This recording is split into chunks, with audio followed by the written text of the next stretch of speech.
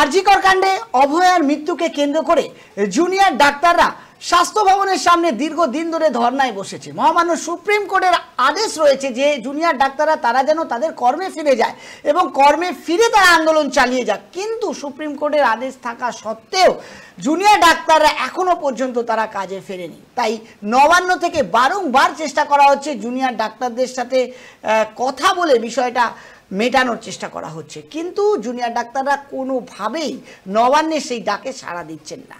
নবান্নে সেই ডাকে আসার আগে জুনিয়র ডাক্তাররা 4টে শর্ত রেখেছে এবং যে শর্ত নবান্ন কোনোভাবেই অ্যাকসেপ্ট করতে পারছে না। আমরা দেখেছি কালকে অর্থমন্ত্রী চন্দ্রিমা ভট্টাচার্য তিনি একটি নবান্ন থেকে প্রেস কনফারেন্স করেছেন এবং তিনি বললেন যে এই জুনিয়র ডাক্তারদের এই আন্দোলনে কোনো রাজনৈতিক রং রয়েছে। তাহলে কি সত্যি এই জুনিয়র ডাক্তারদের আন্দোলনে কোনো রাজনৈতিক রং রয়েছে? আমি আপনাদেরকে একটা চাঞ্চল্যকর ভিডিও দেখাবো। আমার ডান দিকে সেই ভিডিওটা দেখুন, উইন্ডোতে আমি আপনাকে দেখাচ্ছি। যে ভিডিওতে আপনাদের দেখাচ্ছি যে জুনিয়র ডাক্তাররা যারা আন্দোলন করছে তারা এই মুহূর্তে এই ভিডিওতে বিজেপির সদর দপ্তরে বসে রয়েছে। জুনিয়র ডাক্তাররা যারা বলছে যে এই আন্দোলনে তাদের কোনো রং নেই, কোনো রাজনৈতিক প্রভাব নেই, তাহলে যেই জুনিয়র ডাক্তাররা এই বিজেপি পার্টি অফিসে কি করছে প্রশ্ন উঠছে এই ভিডিও থেকে। খুব চাঞ্চল্যকর ভিডিও যে জুনিয়র ডাক্তাররা তাদের আন্দোলনকে কোথায় নিয়ে যেতে চাইছেন। একের পর এক রাজ্যে রোগীদের ভোগান্তি হচ্ছে, একের পর এক জায়গায় মানুষের গরিব মানুষের ভোগান্তি হচ্ছে। সেই জায়গায় দাঁড়িয়ে জুনিয়র ডাক্তারদের আন্দোলন যথার্থ, কিন্তু তারা কর্মে ফিরে তারা আন্দোলন চালিয়ে যাক, এমনটাই রাজ্য সরকার এবং সুপ্রিম কোর্ট মহামান্য উচ্চ আদালত তারা সেটাই চেয়েছেন, কিন্তু জুনিয়র ডাক্তাররা কিন্তু সেটা মানতে রাজি নন। তারা চান যে অভয়া যতক্ষণ না বিচার পাচ্ছে সঠিক ততক্ষণ পর্যন্ত তারা এই আন্দোলন চালিয়ে যাবেন। কিন্তু এই আন্দোলন চালানোর মুহূর্তে তারা তো একটা কোনো ঝান্ডা বা কোনো একটা রাজনৈতিক প্রতীকের নিচে আন্দোলন চালাচ্ছেন না। তাহলে এই জুনিয়র ডাক্তাররা বিজেপি পার্টি অফিসে কি করছে? আজকের এই ভিডিও থেকে আবার আমি প্রশ্ন রাখছি আপনাদের কাছে। এরপরে আপনাদেরকে আমি আরেকটা ভিডিও দেখাচ্ছি যেখানে জুনিয়র ডাক্তারদের সাথে রাজনৈতিক রং লাগানো একটি ভদ্র মহিলা, আপনাদেরকে আমি সেই ছবিটা দেখাচ্ছি। দেখুন, যিনি বারবার কোনো রাজনৈতিক দলের সাথে দেখা যায়, যিনি রাজনৈতিক দলের সাথে যুক্ত, তিনি এই জুনিয়র ডাক্তারদের আন্দোলনে কি করছেন তিনি এই জুনিয়র ডাক্তার আন্দোলনে? এখানে তো জুনিয়র ডাক্তাররা আন্দোলন করবেন, কিন্তু এই জুনিয়র ডাক্তাররা বারবার এই আন্দোলনের মধ্যে এই ভিডিওগুলো যখন সামনে আসছে তখন প্রশ্ন উঠছে, তাহলে কি এটা কোনো রাজনৈতিক রং লাগানোর জন্য আন্দোলনকে চালিয়ে যাওয়া হচ্ছে? কোনো রাজনৈতিক কোনো দলকে সুবিধে পাওয়ার জন্য এই আন্দোলনকে চালিয়ে যাওয়া হচ্ছে, যার ফলে সাধারণ মানুষের ভোগান্তি আরও বাড়ছে। গরিব মানুষ যারা সরকারি হাসপাতালে পরিষেবা নিয়ে থাকেন, যারা বেসরকারি হাসপাতালে যাওয়া যাদের ক্ষমতা নেই, যাদের সুযোগ নেই, তারা তো তাদের প্রাণ হারাচ্ছে।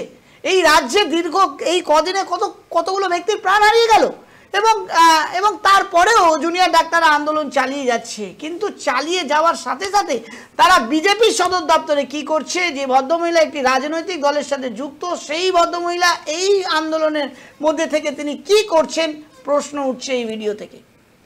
এবং আরো চাঞ্চল্যকর আপনাদের একটি আমি অডিও শোনাবো, যে অডিওর মাধ্যমে কিছু মানুষ চাইছে যে এই আন্দোলনকারী জুনিয়র ডাক্তারদেরকে ছত্রভঙ্গ করা এবং তার দায় সরাসরি রাজ্য সরকারের উপর চাপিয়ে দেওয়া।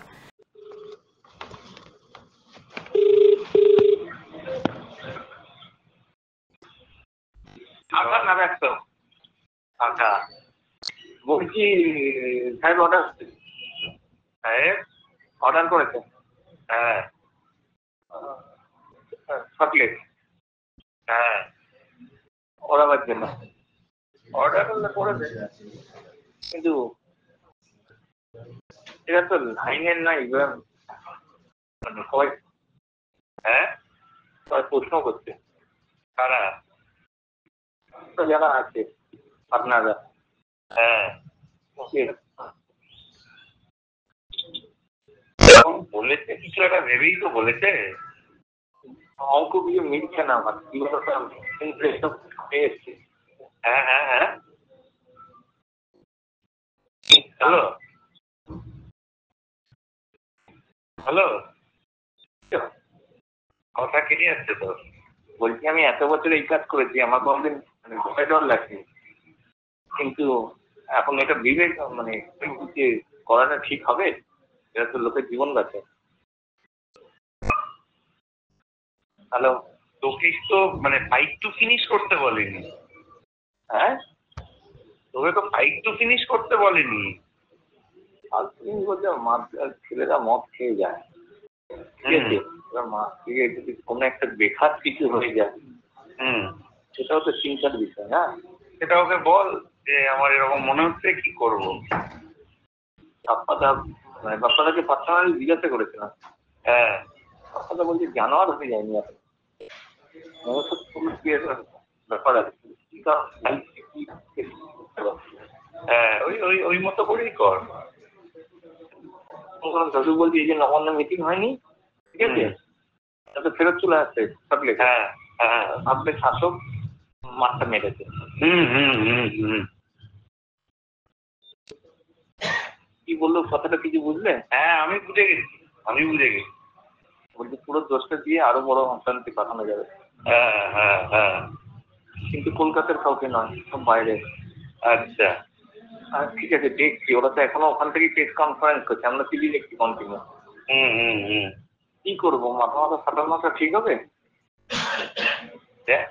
খানিকটা যদি কিছু করা যায়, খানিকটা হলেও ওই ব্যাপারটা থাকবে যে ওরাই এটা করাবে। দেখছি আরেকবার, দেখা হলে নকশার কাছে যাচ্ছি আমি।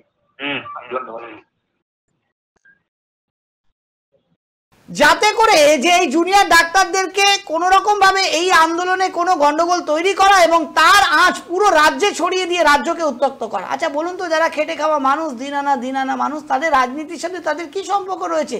কিন্তু রাজ্য যদি এইভাবে উত্তাল হয়ে ওঠে, রাজ্য যদি এইভাবে দিকে দিকে আন্দোলন শুরু হয়, এইভাবে যদি একটি সরকারকে চাপে ফেলার জন্য বিভিন্নভাবে যদি এরকমভাবে কোনো ব্যক্তি বা কোনো সংস্থা বা কোনো পার্টি যদি এইভাবে যদি উদ্যক্ত করতে থাকে, তাহলে এই রাজ্য তো অশান্ত হবে। তাহলে আদৌ কি জুনিয়র ডাক্তারের এই অভয়ার মৃত্যুতে যারা আজকে আন্দোলন করছে তাদের কি একমাত্র লক্ষ্য কি অভয়া সঠিক বিচার পাক, নাকি কোনো একটি দলকে সুবিধা করিয়ে দেওয়ার জন্য আজকের এই আন্দোলনকে আরো তীব্র থেকে তীব্রতর করে সাধারণ মানুষকে আরো ভোগান্তির মধ্যে ফেলা? এই ভিডিও পরিষ্কার করে দিচ্ছে যে জুনিয়র ডাক্তাররা যারা বলছে এর মধ্যে কোনো রাজনৈতিক রং নেই, তারা একটা কোনো ফ্ল্যাগের নিচে থেকে আন্দোলন করছে না, তারা মাত্র শুধু অভয়ার মৃত্যুকে যাতে তারা সঠিক বিচার পায় তার বিচারের দাবিতে তারা অনশন করছে।